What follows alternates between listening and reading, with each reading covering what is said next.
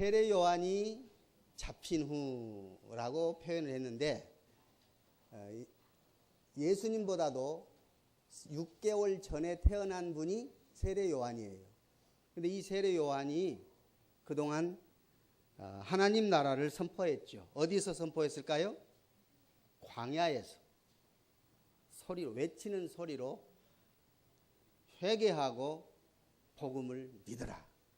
하나님 나라가 가까이 왔다. 이렇게 선포하시고 그리고는 잡혀버렸어요. 그래서 세례 요한의 시대는 끝납니다. 세례 요한의 시대가 끝날 때에 그것은 세례 요한은 선지자로서 구약의 선지자로서 마지막 선지자가 세례 요한이 됩니다. 그리고 모든 율법의 완성, 마침으로써 세례 요한이 되는 것입니다. 성경을 한번 보십시다. 마태복음 11장 13절에 보면 그것을 마태가 설명을 합니다. 해설을 합니다. 자, 시작. 모든 선지자와 율법이 예언한 것은 누구까지? 요한까지. 요한 시대, 요한까지 딱 끝난다 그 말이죠. 모든 선지자와 모든 율법은 요한 시대 때 딱 끝나고 그 다음은 어떻게 이어진다고요?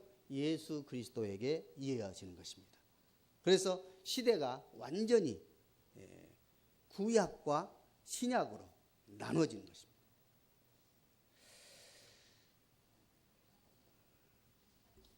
이제 요한이 이렇게 해서 그 사명을 마감하고 잡혔을 때에 예수님이 갈릴리에서 오셨습니다. 그리고 이제 사역을 시작합니다. 그런데 갈릴리 그러면 어떤 생각이 들지요?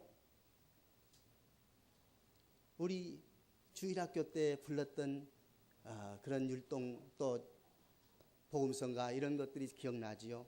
갈릴리에서 예수님이 사역을 했고 고기를 잡았고 그리고 기적을 베풀었고 예수님의 사역에 생애에 모든 집중할 수 있는 곳이 갈릴리였습니다. 예수님의 제자 12명 가운데 11명이 갈릴리 출신입니다. 예수님 사역의 3분의 2가 갈릴리에서 이루어졌습니다. 갈릴리는 예수님의 활동 무대였습니다. 예수님의 고향이었습니다. 예수님이 자란 곳이었습니다.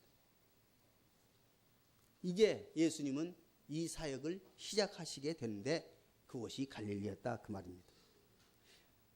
예수님이 하나님 나라 복음을 전파했다고 했습니다. 하나님 나라 복음을 전파하는데 어느 때부터 전파했다고 그랬습니까? 때가 참에 그랬습니다. 자, 이르시되 때가 찼고 그리고 하나님 나라가 가까이 왔으니 때가 찼다는 것은 무슨 때가 찼다는 말일까요? 자, 설교 시간이지만은 우리 김진설이 지금 도착했네요. 우리 축하 한번 합시다. 김진설 생일 축하합니다. 네. 네. 잘 왔습니다. 네. 네. 생일 축하합니다. 네. 앉으세요. 때는 바로 시간을 의미합니다. 시간. 그런데 이 시간은 두 가지 개념이 있습니다. 헬라어로 크로노스라고 하는 시간이 있고 카이로스라고 하는 시간이 있습니다. 크로노스는 역사적인 시간입니다. 달력에 기록된 몇 월, 며칠, 몇 시간이 지금 흘러 이 시간은 계속 흐르는 것입니다. 이 시간은 누구도 잡을 수가 없습니다. 과거의 시간은 흘러갔고 앞으로 계속 시간은 다가올 겁니다. 그리고 지금 현재 시간은 흘러가고 있습니다. 이것이 크로노스입니다. 시계, 달력으로 측정되는 시간이 크로노스라 그 말입니다. 그러면 여기서 때가 찼고라고 할 때는 크로노스가 아니라 카이로스를 의미합니다. 물론 크로노스도 해당되겠습니다만은 그러나 여기서 말하는 바는 카이로스. 다시 말하면 인생에 있어서 삶이나 역사에 질적인 변화를 가져오는 시간, 그리고 개인에게 있어서 또 어느 집단이나 나라에 있어서 의미 있는 시간, 하나님 나라에 의미 있는 시간, 이거 카이로스. 내 인생에 결정적인 전환이 있었을 때, 그때가 내 생일, 여러분의 생일이 카이로스. 이 생일은 이미 흘러가 버렸지만은 그러나 우리 기억 속에 딱 멈춰 있어요. 딱 기억나요. 그래서 은혜의 시간은 우리가 잊을 수가 없는 겁니다. 이것이 카이로스, 은혜의 시간입니다. 카이로스는 결국은 하나님의 시간을 가리켜서 카이로스라 그럽니다. 하나님의 시간이 지금 감춰져 있다가 수면 위로 드러나는 순간이 이 카이로스입니다. 마치 알에서 병아리가 깨어나오듯이, 알은 겉으로 보기에는 아무런 변화가 없는 것 같았는데 어느 순간 툭 하고 병아리가 튀어나오는, 이것이 은혜의 시간 카이로스. 예수님의 때는 요한이 잡힌 후에 이 카이로스 때가 시작되는 것입니다. 그러면서 하나님의 때가 가까이 왔다고 그랬습니다. 이사야 52장 7절 보면 좋은 소식을 전하며 평화를 공포하며 복된 좋은 소식을 가져오며 구원을 공포하며 시온을 향하여 이르기를 내 하나님이 통치하신다 하는 자의 산을 넘는 발이 어찌 그리 아름다운고. 하나님 나라는 하나님이 통치하시는 곳이 하나님의 나라입니다. 하나님 나라 백성은 바로 예수 믿는 여러분과 제가 하나님 나라 백성입니다. 하나님 나라의 왕은 바로 하나님이 왕이십니다. 그래서 하나님 나라는 하나님이 통치하는 곳, 개인적으로는 여러분과 제가 한 사람 한 사람 다 하나님의 나라입니다. 그리고 우리의 교회가 하나님의 나라입니다. 그리고 예수 믿는 온 세계 사람들이 다 하나님의 나라입니다. 사람뿐만 아니라 하나님이 통치되는 영역은 집단이나 개인이나 다 하나님의 나라입니다. 하나님의 나라는 예수 그리스도의 십자가의 죽으심과 부활로부터 그 하나님의 나라는 구체적으로 이루어지고 있는 것입니다. 그 하나님 나라가 가까이 왔다. 이 가까이 왔다는 말도 두 가지로 해석할 수 있습니다. 하나는 이미 왔다. 이미 가까이 딱 부딪혀서 왔다. 가까이 왔다는 개념이고, 또 하나는 아직 거리가 있어요. 근데 가까이 지금 왔다. 아직 오지는 않았지만 오고 있다. 그래서 이미라는 말과 아직이라는 말로 하나님 나라는 해석을 합니다. 어떤 학자들은 이미 왔다고 그렇게 해석을 하는 학자가 있고, 어떤 학자들은 아직 오지는 않았지만 곧 가까이 오고 있다. 그러므로 긴장감을 가지고 살아야 된다. 이렇게 말을 합니다. 임박했다는 말은 하나님 나라의 종말론적인 그런 성격을 말하고 있는 것입니다. 그리고 이미 임했다는 말은 하나님 나라는 바로 어디에 있지요? 너희 안에 있느니라. 교회 안에 있느니라. 하나님 나라는 이미 하나님을 믿는 마음 안에 하나님의 나라는 임하고 있습니다. 그렇잖아요.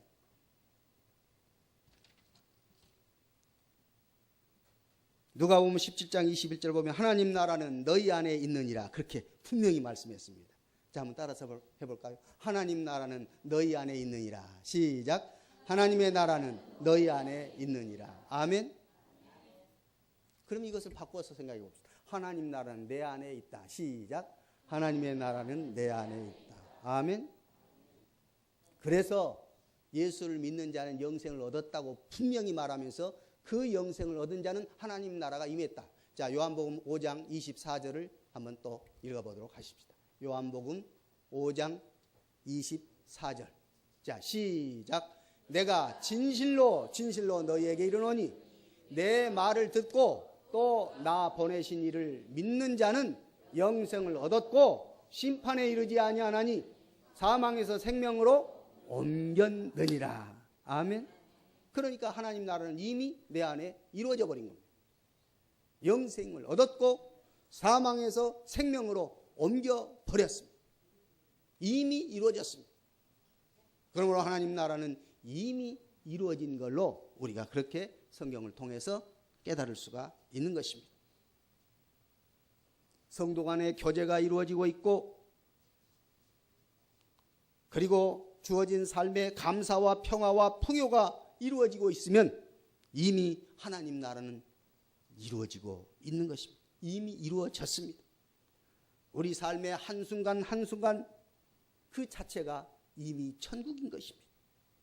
그러나 두 번째 해석은 아직이라는 말이 있다고 그랬죠. 아직 하나님 나라가 분명히 임하고 있다는 것입니다.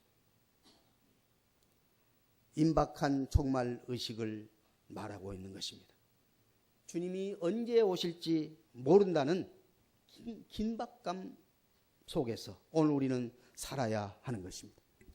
주님이 오시는 그날에 이 땅에 쌓아놓은 모든 것들은 다 불타버리고 없어질 날이 올 것입니다. 그러니 오늘 하루하루를 우리는 소중하게 영원을 사는 그런 믿음을 가지고 나아가야 할 것입니다. 우리가 스티브 잡스라고 하는 사람, 미국 사람, 얼마 전에 죽은 분 잘 알고 있잖아요. 이분, 여러분, 우리가 지금 휴대폰, 애플 휴대폰의 창시자가 그 사람 아닙니까? 그런데 이 사람이 50 몇 살에 돌아가셨어요. 그런데 그가 이런 말을 남겼어요. 내가 17살 때에, 그가 하는 말이에요. 내가 17살 때에 이런 구절을 읽은 적이 있었다. 만일 당신이 매일매일의 삶을 마지막 날처럼 산다면 언젠가 당신은 대부분 올바른 삶을 살았다고 말할 때가 올 것이다. 매일매일의 삶을 마지막 날이라고 삶을 산다면 나는 죄짓지 아니하고 나는 방탕하지 아니하고 나는 바른 길을 살아갈 수 있는 사람이 될 것이다. 이 글이 17살 때 읽었다 그 말이에요. 그리고 그때부터 그는 정말 매일매일 마지막을 사는 마음으로 살았다는 것이죠. 그래서 33년간을 살고 그는 죽었습니다. 17살 때 그 구절을 읽고 그는 내일 마지막이라고 생각하면서 살다가 33년 후에 그는 죽었습니다. 만일 오늘이 마지막이라고 한다면 내가 오늘 하려고 하는 일을 정말 할 것인가? 그는 늘 그렇게 생각했단 말이에요. 내가 오늘 지금 하려고 하는 것을 오늘 마지막 날이라고 한다면 내가 지금 하려고 하는 거 이걸 오늘 할까? 그러면서 그 문제를 놓고 고민하고 기도하고 여러 날 동안 생각하다가 너 아니요 라는 답이 나오면 즉시로 이걸 버렸다고 하는 것입니다.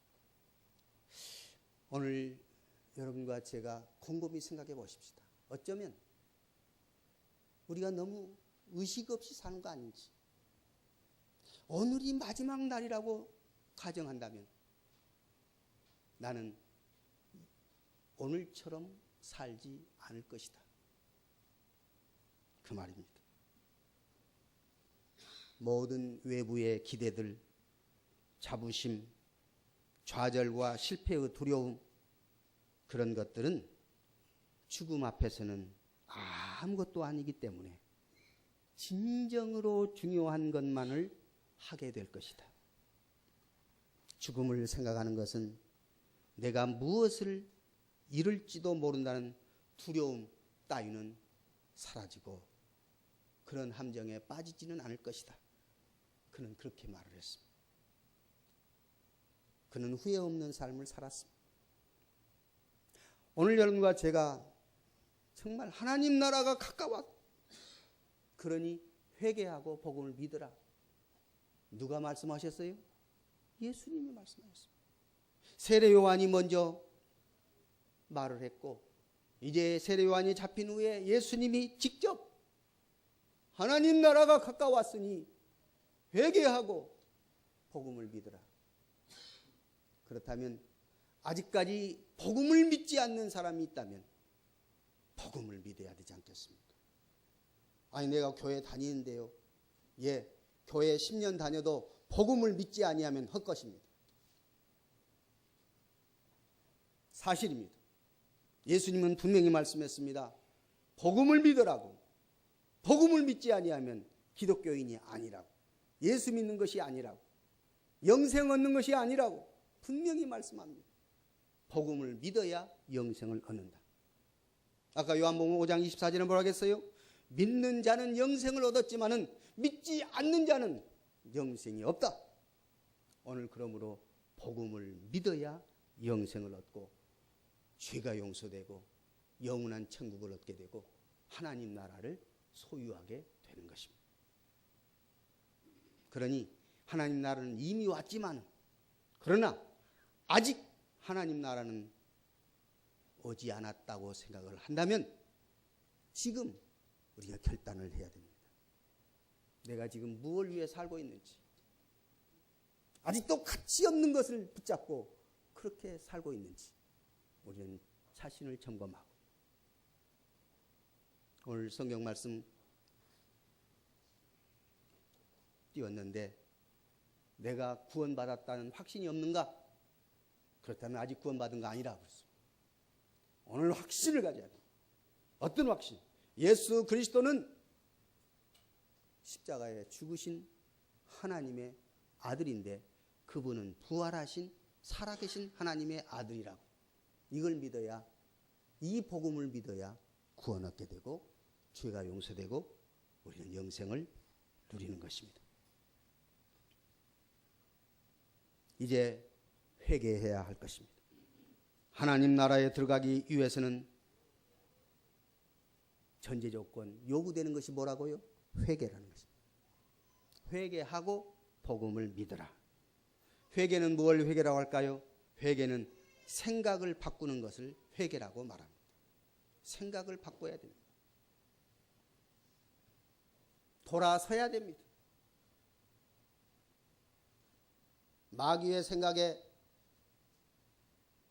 짓눌려 있고 마귀에게 코가 끼어가지고 죄를 짓고 죄인 줄도 모르고 회개하지도 아니하고 살아가는 인생에서 돌이켜야 되는 것입니다.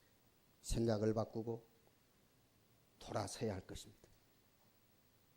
우상 숭배하던 길에서 하나님을 예배하는 길로 돌아서야 할 것입니다. 무엇이 우상 숭배입니까? 탐심이 우상 숭배라고 했습니다. 하나님보다도 더 좋아하는 탐심이 우상 숭배라고 했습니다. 세상의 방식과 욕심을 따라 사는 것이, 그것이 우상 숭배입니다. 이제 이런 세상의 방식과 욕심을 따라 살던 것에서 하나님 말씀대로 사는 방식으로, 하나님이 기뻐하시는 삶의 방식으로 생각을 바꾸고 행동을 바꾸고 돌아서자는 것입니다. 우리 회개하여 복음을 믿을 수 있기를 간절히 소원하는 여러분과 제가 될 수 있기를 원합니다. 회개는 생각만 바꾸는 것이 아닙니다. 회개는 우리 삶의 실천도 동반되어야 하는 것입니다. 다시 말하면 우리의 행동도 달라져야 돼요. 우측으로 가던 길이 우상숭배의 길이고 우측으로 가는 길이 탐심의 길이라면, 생각이 바꿔졌으면, 그걸 깨달았으면 돌아서는 것입니다. 돌아서서 주님이 기뻐하신 쪽으로, 주님이 말씀하신 쪽으로 서야 됩니다. 자, 그래서 예레미야 선지자를 통해서 뭐라고 말씀하시는지 예레미야 7장 3절 말씀도 우리 함께 읽어보도록 하겠습니다. 예레미야 7장 3절입니다. 시작. 만군의 여호와 이스라엘 하나님께서 이와 같이 말씀하시되 너희 길과 행위를 바르게 하라. 그리하면 내가 너희로 이곳에 살게 하리라. 아멘. 너희 길과 너희 행위를 바르게 하라. 이것은 돌아서라 그 말입니다.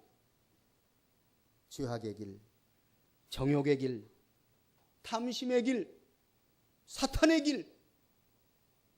길에서 돌아서야 돼. 시편에 보면 죄인의 길, 오만한 자의 자리, 악인의 꾀,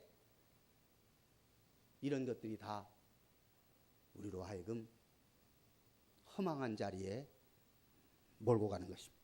여기서 돌아서야 됩니다. 회개해야 됩니다. 이제 결론은 뭐예요? 회개했으면 복음을 믿어라. 회개하고 복음을 믿어라. 시작. 회개하고 복음을 믿어라. 아멘. 무엇이 복음이라고요? 복음이 뭐예요? 복음은 예수 그리스도가 복음이에요. 자, 마가복음 1장 1절 다 같이 다시 한번 읽겠습니다. 시작. 하나님의 아들 예수 그리스도 복음의 시작이라. 자, 마가복음 1장 1절 시작. 하나님의 아들 예수 그리스도의 복음의 시작이라. 무엇이 복음이라고요? 하나님의 아들이 복음이라니까요. 그러면 하나님의 아들의 어떤 모습이 복음일까요? 하나님의 아들 예수 그리스도의 십자가의 죽으심, 그리고 그 죽음에서 다시 부활하신 그 하나님의 아들 모습, 이것이 복음이에요. 하나님의 아들은 하나님의 뜻대로 이 땅에 오셔서 십자가에 못 박아 죽으시고 무덤에 묻혔다가 3일 만에 부활하셔서 승천하시고 오늘 우리의 구주가 되시고 성령을 보내셔서 우리로 하여금 죄를 깨닫게 하시고 우리가 회개하여 복음을 믿을 수 있도록 하시는, 이것이 복음이다 하는 것입니다. 이제 살아계신 예수 그리스도, 부활하셔서 살아계신 예수 그리스도 믿음으로 영생을 얻고 영원한 천국 백성으로서 하나님 나라를 소유하는 여러분과 제가 될 수 있기를 우리 주 예수 이름으로 축복합니다. 자, 요한복음 3장 16절 마지막으로 읽고, 자, 요한복음 3장 16절 시작. 하나님이 세상을 이처럼 사랑하사 독생자를 주셨으니 이는 그를 믿는 자마다 멸망하지 않고 영생을 얻게 하려 하심이라. 아멘.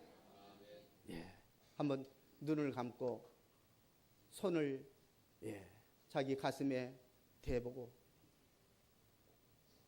내가 하나님 나라를 소유했는지 확인할 수 있기를 원합니다. 예수는 복음인 것을 고백하고 인정하고, 예수는 나의 죄를 담당하시고 구원하시기 위하여 이 땅에 오셔서 십자가를 지시고 3일 만에 부활하신 살아계신 하나님의 아들이심을 믿는지,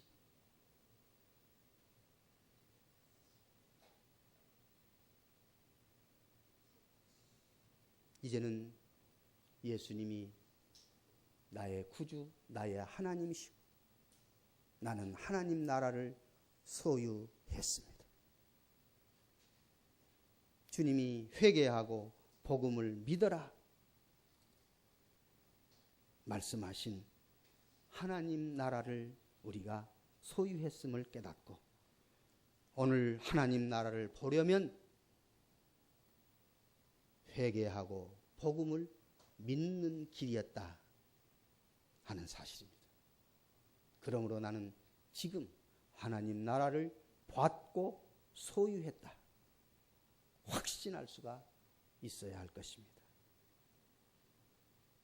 기도하겠습니다.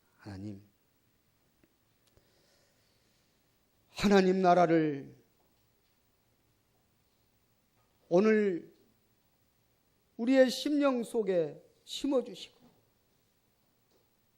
하나님 나라를 소유하게 하신 하나님 감사하옵나이다.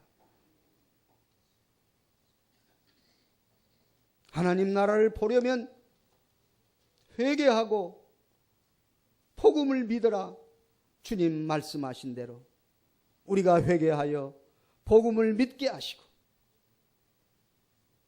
우리가 천국 백성이 되게 하심을 생각할 때 이 은혜가 너무 감사하고 귀한 것을 저희들이 깨닫고 이 기쁜 소식 우리도 가서 증거하게 하여 주옵소서. 우리를 사랑하신 주님의 사랑을 깊이 간직하고 하나님께 더 가까이 하나님께 영광 존귀 돌릴 수 있는 믿음의 자녀들 되게 해 주시기를 원하오며 우리 우주 예수 이름으로 기도하옵나이다. 아멘.